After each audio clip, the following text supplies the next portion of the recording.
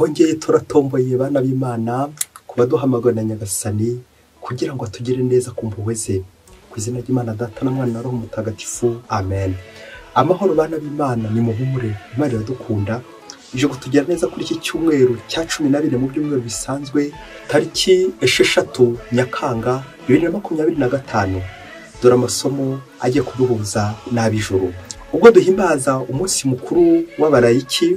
Kubera impamvu z'ikenurabushyo mu Rwanda, uyu munsi wahariwe guhimbazaho abatagatifu Karoli Rwanga na bagenzi bo mu gihugu cy'abaturanyi b'Ubuganda nk'abarayiki banogeye Nyagasani, bakerekera Nyagasani, bikadusaba natwe kubigana, kubigiraho kugira ngo natwe twitange buri munsi, twitangira ingoma y'Imana.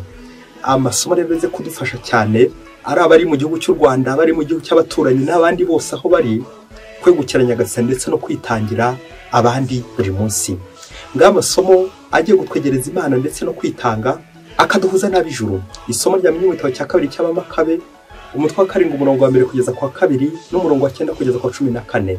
Bukeye baza gufatana none abavandimwe 7 hamwe na nyina, umwami abakubitisha imikwege n'imirya y'ibimasa, ashaka kubahatira kurya inyama z'ingurube zabuzwaga n'amategeko. Nuko umwe muri bo arabavugira ati, mbese icyo utubuza cyangwa se wifuza kutumenyaho ni iki? Twiteguye gupfa aho guca ku mabwiriza y'abasokuruza bacu. Uwa kabiri nawe agiye kunogoka aravuga ati, wa mugome we, uratwambura ubuzima turimo, ariko umwami w'isi azatuzura tubeho iteka, twebwe dupfuye duhowe amategeko ye. Nyuma y'uwo batangira kubabaza n'uwa gatatu. Ahera ko azana ururimi nk'uko bari babimusabye, arambura n'amaboko nta mususu. Nuko avugana ubutwari ati, iyi myanya y'umubiri nyikesha nyir'ijuru, ariko ku mpamvu y'ishyaka ry'amategeko ye ndayisuzuguye, kandi niwe nizeye ko azayinsubiza. Umwami ubwe n'abari bari kumwe nawe batangazwa n'ubutwari bw'uwo musore wahinyuraga ububabare. Uwo nguwo amaze gupfa, basingira uwa 4 nawe bamubabaza kuri ubwo buryo. Agiye kunogoka aravuga ati, ikiruta no kugwa mu biganza by'abantu, upfanye icyizere uhabwa n'Imana cyuko izakuzura, kuko we udateze kuzukira ubugingo buhoraho. Iryo ni ijambo ry'Imana. Zaburi 124, twararusimbutse nk'inyoni ivuye mu mutego w'umuhigi. Iyo Uhoraho ataturengera, igihe abantu bari baduhagurukiye, baba baratumize bunguri mu mugurumano w'uburakari bwabo. Ubwo ngubwo amazi aba yaraturenzeho, umugezi uhurura uwaraduhitanye. Ubwo ngubwo amazi asuma aba yaraturenze hejuru. Arakaramu Uhoraho, umutego waracitse turarusimbuka. Ubuvunyi bwacu buba muri Uhoraho nyirizina, we waremye ijuru n'isi. Twararusimbutse nk'inyoni ivuye mu mutego w'umuhigi. Isomo rya 2 twarisanga mu Ibaruwa Pawulo Mutagatifu yandikiye Abanyaroma, umutwe wa 8 umurongo wa 31 kugeza ku 39. Ibi twabyongeraho iki? Niba Imana turi kumwe, ninde waduhangara? Iyo itimanye ndetse n'umwana wayo, aho ikamudutangira twese, yaburite kandi kutugabira byose kumwe nawe. Ninde wagira icyo ashinja intore z'Imana? Ko Imana iziha kuba intungane, ninde uzazicira urubanza? Ko Kristo yapfuye ndetse ko yazutse uri iburyo bw'Imana, akaba anadutakambira. Niki cyadutandukanya n'urukundo rwa Kristo? Ibyago se, agahinda se, ibitotezo se, inzara se, ubukene se, imitego se, cyangwa inkota? Nk'uko byanditswe ngo, ku mpamvu yawe baratwica umusubizo, batugize intama z'imbagwa. Nyamara muri ibyo byose tugatsinda kakava, tubikesha uwadukunze. Koko rero simbishidikanya, ari urupfu, ari ubugingo, ari abamarayika, ari ibinyabubasha, ari iby'ubu, ari ibizaza, ari ibinyamaboko, ari iby'ijuru, ari iby'ikuzimu, ari n'ikindi kiremwa cyose, nta na kimwe kizashobora kudutandukanya n'urukundo Imana idukunda muri Kristo Yezu umwami wacu. Iryo ni ijambo ry'Imana. Nyagasani Yezu nabane namwe. Amagambo mu Ivanjili ntagatifu ko yanditswe na Yohani, umutwe wa 12 umurongo 24 kugeza kwa 26.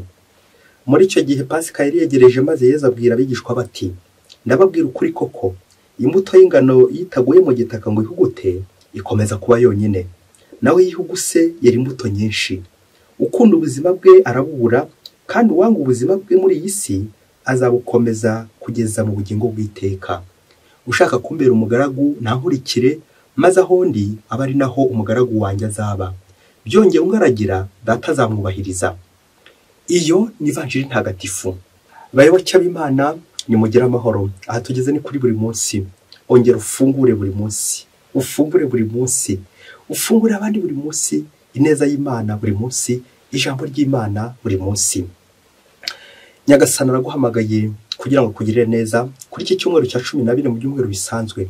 Ubwo hano mu Rwanda iki cyumweru cyahariwe kuzirikana ku munsi mukuru w'abarayiki, ariko cyane cyane tunahimbaza abarayiki baduhaye urugero mu buyoboke bw'Imana mu nzira igana ijuru, Karoli Rwanga na bagenzi be bo mu gihugu cy'u Buganda.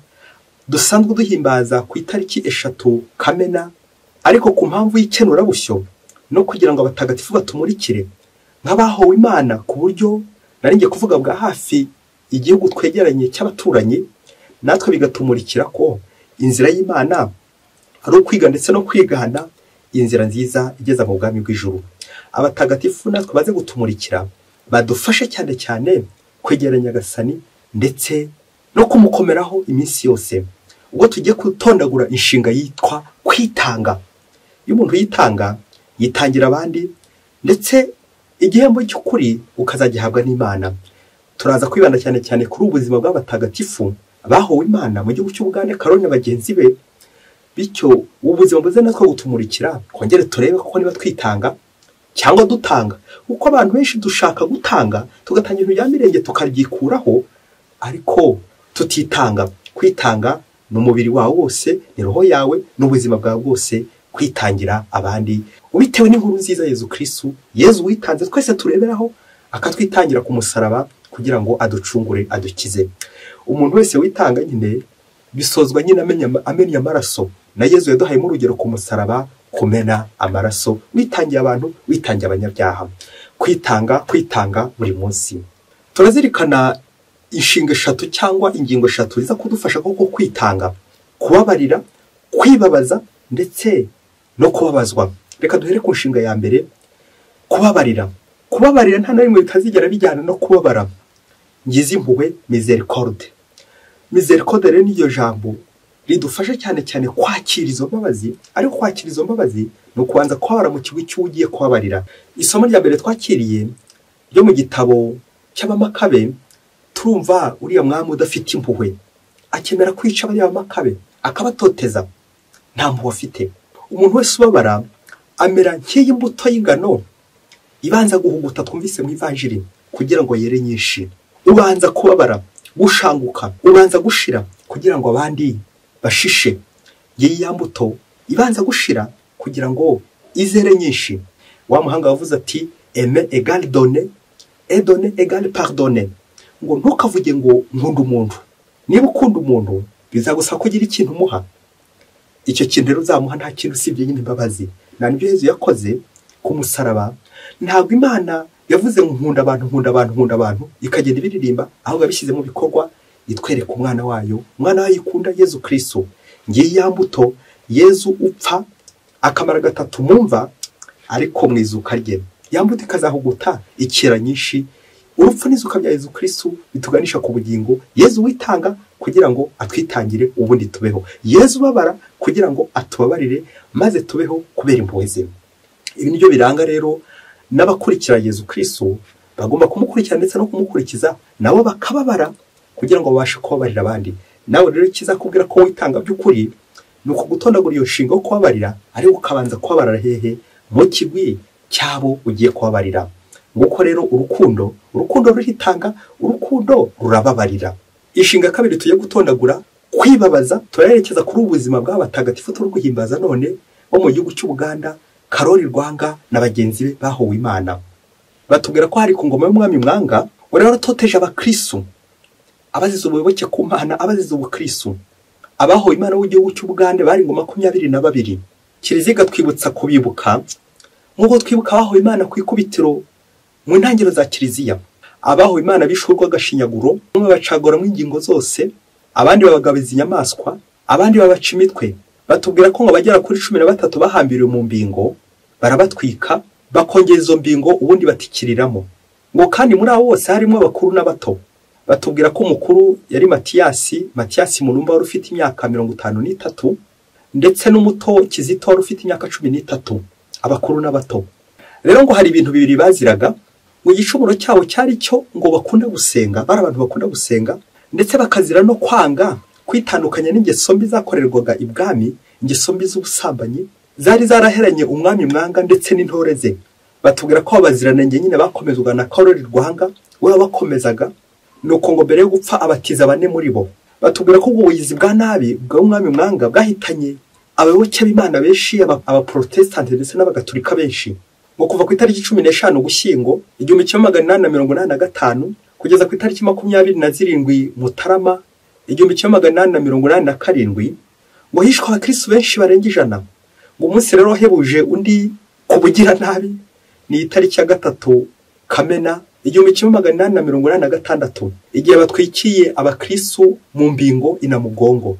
Ngo ubutwari bw'izi ntwari zahowe Kristo, bya bindi by'umwanditsi w'umulatini Tertullian ati Semen sanguis Christianorum, le sang des martyrs et semence des chrétiens. Ngo amaraso y'abahawe Imana ni imbuto y'ubukristo. Birangira rero berekanye Kristo bakunze, Kristo bakoreye, birangira bamwitangiye. Ingingo ya 3 cyangwa inshinga ya 3, kwibabaza. Akenshi mu buzima bwacu dukunze gusabira ibintu tukanga ubuntu bw'Imana. Nyagasani adusaba kugira ngo twitange, kubanza kwigomwa, tukigomwa umubiri wacu, tukigomwa byadushigishaga, byabindishwa no kudushimuta, kugira ngo natwe tunyure mu nzira za Nyagasani. Kwibabaza, iyo umuntu ari kwibabaza akenshi biherekezwa n'itotezwa. Ubuzima bwo kwitandukanya n'ikibi, ubuzima bwo kwitandukanya n'icyaha, kugira ngo tugororoke Nyagasani uko bikwiye.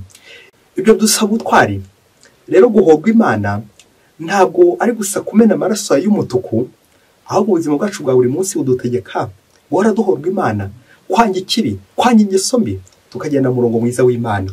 Ubuzima bw'umukristo rero ni intambara ya buri munsi, agenda arwana n'ikibi, agenda arwana n'ingeso mbi, agenda arwana n'ingeso mbi kugeza igihe atsindiye ari kumwe na Nyagasani. Akenshi ndi bidushobokera kuko ibintu byitambika imbere yacu, tugashaka gusabira ibintu ubuntu bw'Imana bugatambuka myanya y'intoki, tukaba tubuza Imana.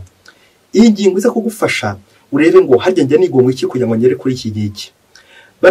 Baranavuga ngo iyo ubona ikiza kiri imbere, hari ibindi byinshi wigomwa kugira ngo uzagere kuri cya kindi cyiza. Ukavunika, ukababara, ukababazwa, ndetse nawe ubwawe ukibabaza kugira ngo hahandi uzahagere. Rero ufite icyo atora, aratoranya, ntatora ikibonetse cyose. Ni ngombwa guhora ubuzima bwacu tubabazwa, bya n'ibicyama hano ikibahati umwana wa Mariya, ntatana n'imibabaro, ntatana n'umusaraba, guhorana ububabare. Ububabare ni ikimenyetso kitwerekeza ku isuku tugana Imana, kuko Imana ari itunganye. Ni ngombwa rero iyo nshinga yo kwitanga ndi akaburemo kwibabaza. Kwibabaza ukareka ibyari bikugeneye kugira ngo uvuge uti Nyagasani umfashe ndushaho kugororokera ibi ngibi ndabiretse kugira ngo nyerere murongo wawe, murongo mwiza.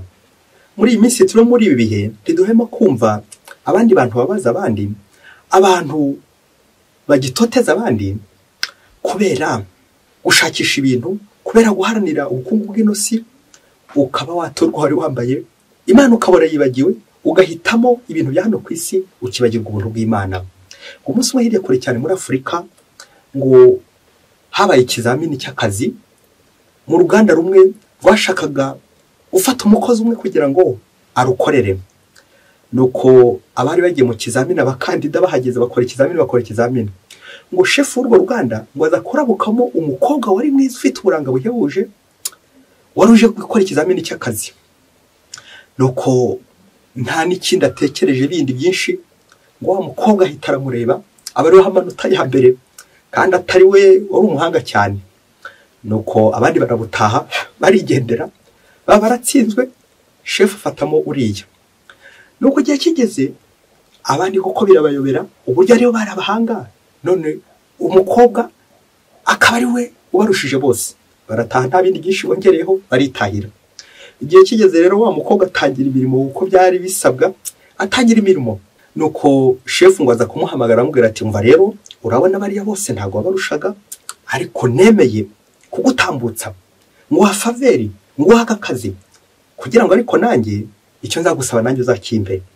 Ubwo wa mukobwa akomeza gutegereza icyo bazamusaba. Nuko aramubwira ati ndashaka ko noneho nawe umenya ubwenge. Umukobwa ati menya ubwenge ntese, ndashaka kumenya ubwenge guhera iki gihe. Umenya ubwenge nyine nanjye tujye turyamana nk'umuntu wagufashije nkaguha akazi gakomeye cyane uzagihembwa amafaranga menshi. Wa mukobwa aramubwira ati sinshobora guhemukira umuntu twasezeranye, umva rero ntibishoboka.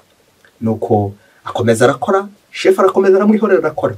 Iyo cyaje kugera ku nshuro yindi ya kabiri, shefu amwongeza umushahara. Nyuma yongera kumutuma ati umva rero nakongeje umushahara noneho rwose ahasigaye nawe umenya ubwenge. Nuko wa mukobwa arongera amubwira ati umva hari umuntu twasezeranye sinshobora kumuhemukira. Ikindi gihe shefu akamugura utwambaro twiza akamusohokana akamubwira ati nyabureka noneho aho bigereye menya ubwenge. Wa mukobwa ati sinshobora kuko hari umuntu twasezeranye sinshobora guhemuka. Igihe cyaje kugera wa mukobwa amubereye ibamba, shebuja yibaza uko azamugenza. Nuko rero ngo amushinga ikigega cyose aramubwira ati none iki kigega ndakigushinze ariko nawe umenya ubwenge. Wa mukobwa none ati hari umuntu twasezeranye sinshobora kumuhemukira. Hanyuma ngo umukobwa ngo yakundaga umunyenga w'indege mu buzima bwe, anacyo yakundaga gikomeye cyane yari atarabona. Nuko shebuja aramubwira ati none hasigaye ko ngiye gukurihira, uzajya ujya kundangura ibicuruzwa, ugende mu ndege nk'abandi bose, ujya kundangura ibicuruzwa ariko nawe umenya ubwenge, ndashaka ko turyamana. Ngaho nawe tekereza, uri imbere noneho y'umunyenga w'indege, uri imbere icyo wifuzaga, icyo wari warakunze wumva rwose uzakigeraho. Tekereza no uburyo umukobwa agiye kubyitwaramo. Wa mukobwa ngo naramubwira ati umva hari umuntu twasezeranye sinshobora kuzamuhemukira, nanone amubera ibamba. Nuko wa shefu agerageje uburyo bwose bushoboka, wa mukobwa amunaniye afata icyemezo cy'uko agiye kumufungisha kubera ko yari afite ibintu byinshi. Inkuru tubwira uburyo umukobwa ngo shebuja yaje kumufotora afite amafaranga yaravuye kubikuza, yerekana uburyo yose yamwibye. Umutegetsi ngo yari mavuga rikijyana muri aka gace, abategetsi bari bari aho bose barabyemera. Nuko wa mukobwa baramufunga. Kugeza na n'ubwo wa mukobwa aracyari mu buroko, bishoboye ko azava mu buroko bamurangije, kuko ubusanzwe ngo yari mwene ngofero umwuzukuru ya Rushati, ntawe azigera avugira. Ashoboye ko azava muri ubu buroko n'ubundi bamwishe. Kubera iki? Kwikomeraho, kwanga kuva kwizima. Bayoboke b'Imana, Yezu Kristo akuzwe. Natwe mu buzima bwa buri munsi ntiduhema kubona ingero nk'izi ngizi z'abayobozi bakomeye, abategetsi bakomeye, bitwaza igitugu bafite, bitwaza ubutwari bafite, bakabagira abandi nabi. Mu rwego rwo kwitanga no gukomeza kwitangira abandi, reka dusoreze ku bintu bitatu biza kugufasha nawe kureba aho ugeze witanga, aho ugeze ubabara, aho ugeze ubabazwa, ndetse naho ugeze nawe wibabaza. Icya mbere tureba abashefu. Abapatoro benshi muri ino si bafite ibifaranga byinshi cyane, ariko nabo biherera mu gukoresha mu ngeso mbi z'urukozasoni, kwicana, kugambana n'ubundi bukozi bw'ibi byose, bikaza kurangira za ngeso n'ubundi arizo birirwamo bakaziramo zikabatwikira. Kubera iki? Bitwaje amafaranga, bitwaje ubutegetsi, bitwaje igitugu bafite, bitwaje ibintu bafite, none bari gukandamiza bene ngofero buzukuru ba Rushati. Mbega akarengane karaha, mbega injustice, kurenganya abandi ugira ngo wirengere. Bayobozi hagati aho dusuje abantu bose batunzwe n'amafaranga yo kwa Sekibi, atambuka mu ngeso mbi zose, tukayasabira tukayasakuma, kandi ari amafaranga yo kwa Sekibi yayandi atuma dushisha, ariko turi gushira, turi no gushirira. Icya kabiri twazirikana ni bene ngofero. Twebwe dushaka akazi, abakozi akenshi dushobora kugurana ubuzima bwacu tukicuruza, ukicuruza kugira ngo ubone amafaranga, ubone promotion, ubone ibyubahiro, bakuzamure mu ntera. Ukuri kugenda uzamuka mu ntera ya hano ku isi, nani kuri kumanuka ugana ikuzimu. Kandi byaba dusabire abantu bose bacuruzwa, abantu bose batsindwa kubera ubukene, ibibazo, kuburanirwa, kubura akazi n'ibindi byinshi cyane bikaba byabatsinda, ariko bikaza kurangira bari kugurana ubuzima bw'amafaranga. Abo bose izo ntege nke Nyagasani bifuza no munsi ko wamukomeraho buri munsi. Icya gatatu twazirikana, urugendo rw'hano ku isi n'intambara, guhora urwana, le combat spirituel, kuko ijuru ntabwo ari ukudamarara, ahubwo ni ukuvunika, gukora cyane, bityo nawe ubuzima bwawe bukaba ari ubwo kuvunika. Kuvunika ni ukureka Nyagasani ukamureberaho, ukamurangamira, ukemera ukababara. Uko kubabara rero kugenda ubabara, amaherezo Nyagasani azaguhemba bitewe n'uko nawe wemeye kumugororokera. Inzira y'ubutungane ni inzira y'ububabare, ni inzira y'isuku, kwisukura kuriho ndetse no ku mubiri, inzira yo kurwana n'icyaha, inzira yo kurwana n'ingeso mbi, kugira ngo twese tugende neza mu nzira za Nyagasani, imbere y'akazi, imbere y'ibishuko, imbere y'abanyamaboko, imbere y'abadukoresha, imbere y'abadutsikamiye, imbere y'abandi twibwira ko baturengera kandi bari guturenganya.